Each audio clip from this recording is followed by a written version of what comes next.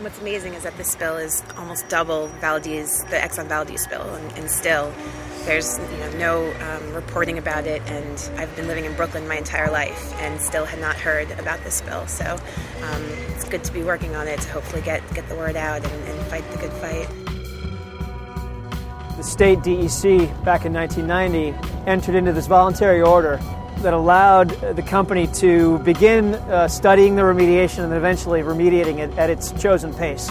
The consent order that, when it was written and signed, was just a sham in my mind. It was written and signed by a government that just didn't give a damn about this area, and we're still kind of stuck with it today until a court orders something more aggressive. And that's the whole object of our case, is to get them to move more aggressively.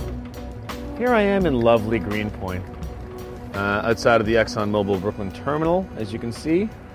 And we're about to speak with Barry Wood and get Exxon's side of the story. It's only fair. My name is Barry Wood, and I've been working here in Greenpoint with Brooklyn with ExxonMobil to assist in managing this very aggressive recovery project that we have underway. Right. I think people, if they were informed, they would make intelligent decisions. And I think if they knew the facts, and if they understood the facts, and they were willing to learn about the facts, they would find that the risk is minimal. When people are in their kitchen and they are preparing a meal and they spill something, they just go, "That's a spill. I've spilled some coffee, I've spilled some soup or whatever." Right. So, why isn't this a spill? This is a series of releases that occurred over a long period of time. There was no one single event. Why do you think that's important for people to understand? Because people are just going to go, well, it's still there. It's all under there. What does it matter? I guess the thing is I would like people to understand that it wasn't any one big single event. Between the Kosciuszko Bridge, which is in the distance there, and the Greenpoint Avenue Bridge here, is this huge oil spill under 55 acres of the community. Here, you had 17 million gallons of oil seeping into groundwater over time in an industrial, working-class neighborhood, that no one really cared to think about or cared to look at, and, waterway that's already polluted by a number of other sources. The level of testing, they can determine the depth, and their estimate was 17 million gallons, and we've recovered 9 to date. And the point is that the amount of it doesn't really matter. And the length of time it takes to recover whatever's there doesn't really matter, because Exxon is committed to the DEC, to the people of Greenpoint, that we're going to be here until the job is finished. People are wondering if there's certain illnesses that range from lupus to cancer that have been attributed to this. There have been claims and allegations, and I do not believe they are supported by the facts. The facts are that the plume of oil products is located approximately 30 to 40 feet below the ground in residential areas. Now, the geology of the earth, you take a look at the sand and the silt and the clay that are in that 30 to 40 feet, they present a natural barrier to exposure.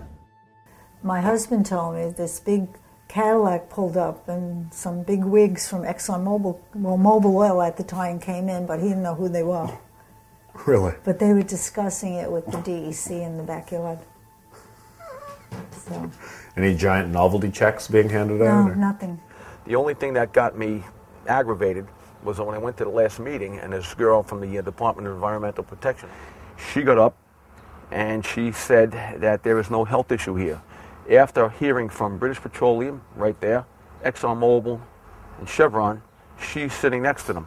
Up until about a year ago, the DEC seemed to be holding ExxonMobil's hand, and it was very frustrating for not only Riverkeeper, an environmental organization, but for the community, because the community was breathing these fumes in every day and seeing this oil slick on the river and saying, "What's going on? How can no one be doing anything about this?" The company has committed really a significant amount of financial and human resources to get the job done. They've committed to being here until it's complete. When you have a recovery operation of this type, where you're recovering oil, 30, 40 feet below the earth, the technology suggests that you use a dual pump recovery system. The product goes to a recovery storage tank, and then it is removed periodically when the tank is full. The water that is brought to the surface is piped to a treatment plant where it is cleansed and then is discharged. This pipe right behind us today is discharging partially treated groundwater from Exxon's huge treatment system. You can smell it right now, you can see it on the creek, and our case aims to force the company to once and for all clean up Newtown Creek, clean up this oil spill. So today we have a message for Exxon oil barons down there in Irving, Texas. We've got a saying up north too: don't mess with Brooklyn or you'll be forgetting about it. Thank you. Cameras can't capture this beauty. Oh, Lord. All it takes is a touch. The simple things mean so much. All it takes is a smile. Little things that make it all worthwhile. If somebody had told me, if the realtor or something had said, did you know that there was a major oil spill here 50 years ago and they're still trying to clean it up?